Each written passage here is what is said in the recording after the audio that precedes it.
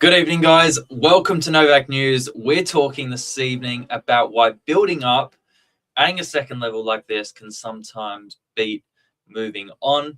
We're going to talk through some of the costs you'd incur when buying and selling, and some of the costs you'd incur when going through this process. And Thomas has actually just done this personally, so good insight here from someone who knows the numbers. Stay tuned.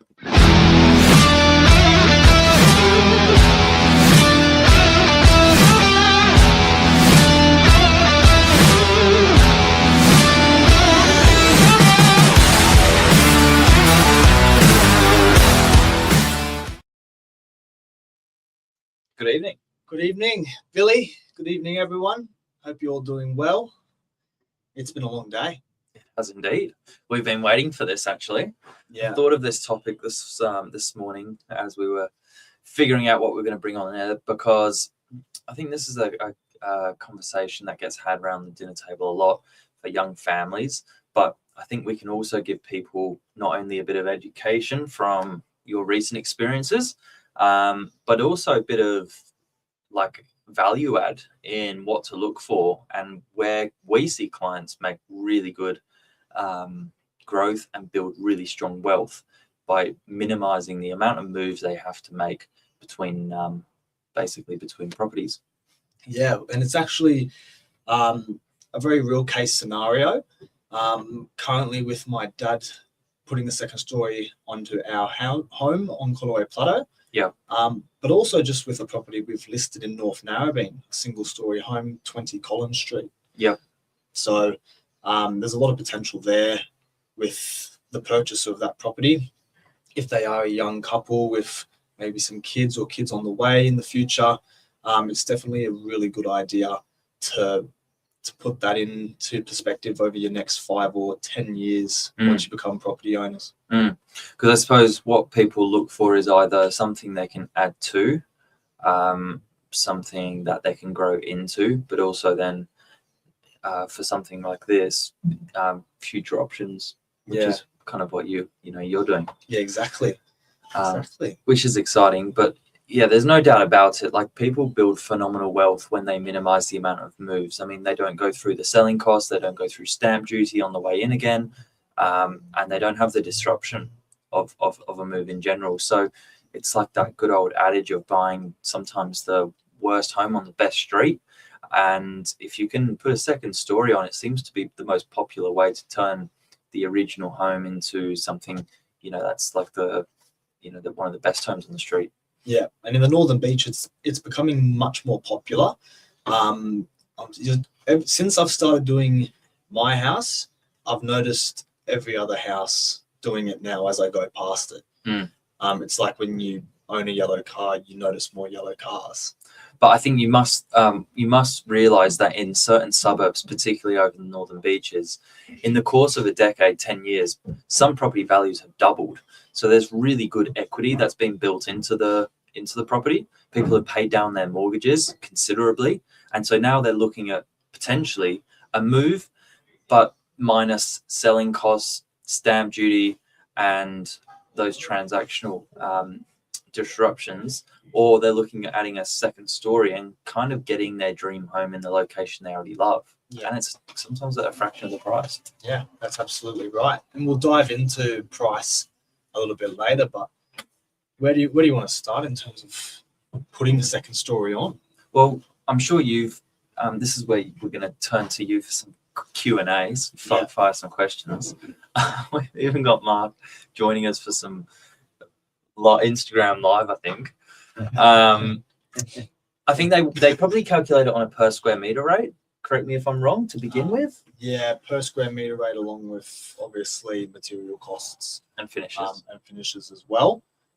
Sometimes you can include finishes. In our scenario, we did not include finishes like flooring, paint, and installation of a kitchenette that we're doing as well. Right.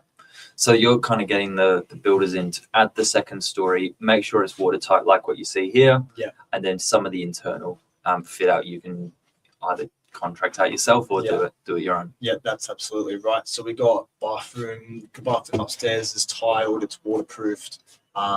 Obviously toilet vanity, mirrored shaving cabinets in. Yep. All of that we had as part of the contract. But things like flooring, carpet, the kitchenette, and painting, we've done outside of the contract. Right. So that cost is not included when you sign that contract. What I want to know is how long does it take? Well, we started it in June, I believe, of 2025. Okay.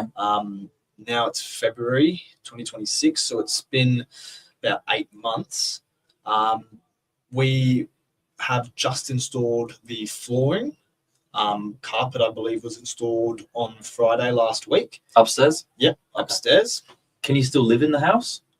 Yes, Whilst it's which been done? and in some cases you can, some cases you can't. In our case, we could.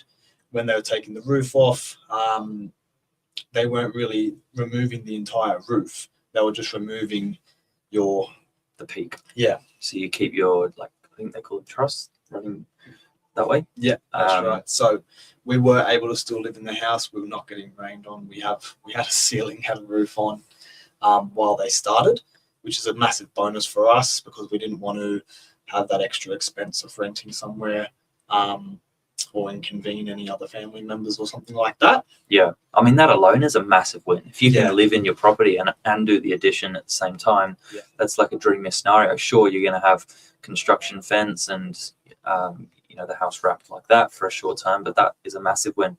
And I guess these additions could be anywhere from 60 square meters, which internally would be a typical 2-bedroom apartment. If you think about that size addition to a house and a footprint. So a lot of 3-bedroom homes would be about 100 square meters internally. If you think about them putting a 2-bedroom apartment on top, you can get your 2 beds, your landing, or another living upstairs, bathroom, and maybe a small kitchenette. Yeah, that's right. And that's exactly what we've done. So we've got 3 bedrooms on downstairs, our single level home, and our extension with the second story has just added another 2 bedrooms, a bathroom as well, and a kitchenette too. Do you know, one thing I found interesting was that you don't necessarily need to have a brick structure No. on the ground floor to be able to do this. The assessment gets done on what are the load-bearing walls, where can they put the weight for upstairs, how is that then weight transferred through the original building down onto the concrete slab or pillars in your case. Yeah. And then the cost saving areas is they obviously try to keep plumbing above plumbing areas, so bathrooms above bathrooms, and also look at staircases, try and keep those entry points in the same place. That's absolutely right. And in my lucky scenario, we have pretty strong brick pillars under the house, which are still in really good condition. We had an engineer come out just to assess them and make sure everything was ticked and all okay, which minimized any risk for failure. And then our single story home has a long stretch of load-bearing walls, which is our hallway, which really helps support that second story coming on. So we didn't have to have any more reinforced load-bearing walls or poles or beams. There was a temporary one for the construction of the staircase, but once that staircase came in, it pretty much held itself, so that temporary beam was removed once the stairs were done. Can we ask the rudest question? Yeah. What did it cost? Yeah, cost was an estimated circa $385,000 for the second story as part of a contract. And then obviously there's all of your add-ons that you have excluded from the contract, like your finishes and things like that. Yeah, but look, I have to bring this back to like an apartment analogy. Imagine going out either to build the accommodation that you desired, so to give yourself the same internal footprint, say you go buy a 2-bedroom apartment just to give yourself the accommodation that you either require or you desire, you'd spend the same, in that same footprint, you'd spend $1 million. Yeah. Maybe more because it's brand new. Yeah. So $1.2 million for a brand new 60 square meter 2-bedroom apartment in DY down the road. Yeah. that's, that makes this building look cheap, with respectfully to what you get for your money. Like it's a really clever improvement. And got a few comments here. We won't air them, because yeah, it's just a good. I think we will air one. Take it off. We're not sure who's on online here, but look, if there are questions, this is a live show. You can you can comment away. All right. Well, and also on top of that, another point of value is the position you're in when you're doing this, which I hadn't realized until my dad pointed it out, that we achieve views now as well. Yeah, well. So being at Storey Plateau, you're already elevated about 100 meters above sea level.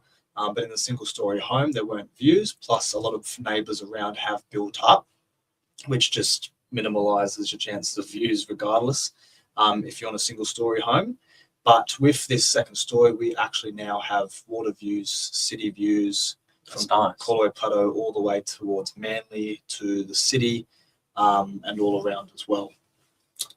As a person that's experienced the build, is there anything that you'd, I guess, is there a couple of tips you could give? Be patient. It does take some time. Any day that it rains is obviously a no work day. So also add 10% onto your, total costs just for safety. Yep.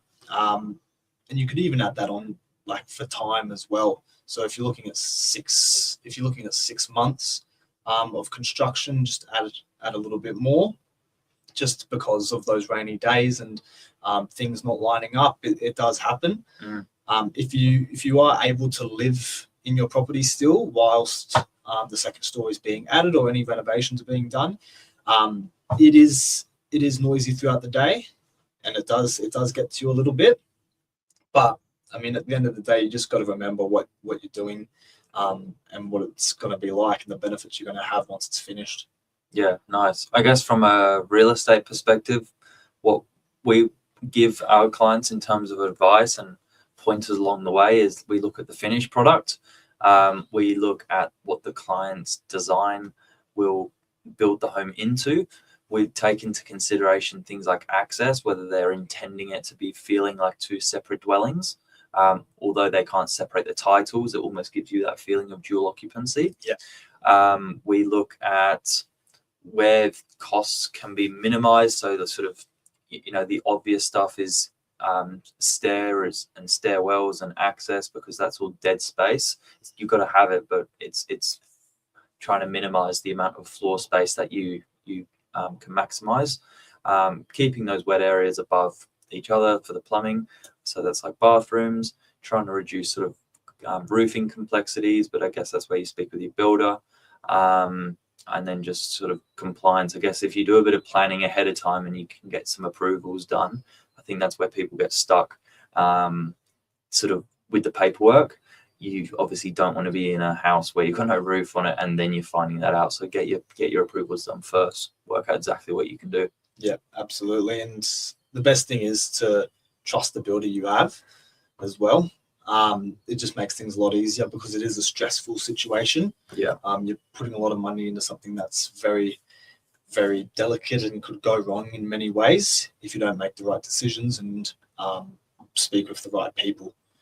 I think that's one of the biggest things that we experienced, just having a builder that we could talk to all the time. We even had a few leaks throughout the construction, but the builder we have from our style in the Northern Beaches did really well just to keep us up to date, get people in as soon as possible to rectify anything, and that just put the stress at ease a little bit more for us, especially my dad. There you go. What a great topic. Very insightful. Not only the man that's done it himself, but someone certainly curious to the process. And we have seen clients make real success of this. And the average family moves 3 times buying and selling in their lives. It's not actually that much, and this is something where you might get another 10, 20 years out of your house. Yeah. Build some really good wealth. Doing so. Absolutely. Well, hope you guys enjoyed. You can tune in again next Monday at 8 p.m. with some of our colleagues. But if you have any questions about things like this, feel free just to drop a comment in. We're always active, or even come into our office down in DY and we can help you out with any questions at all. Billy Drewry's on Novak Properties Instagram as well. And I've got an Instagram too, Thomas Sims, Novak Properties. If you want to just shoot us a DM, feel free to do so. We're always happy to help. There you go. Have a good evening. Guys, catch you later. See you later.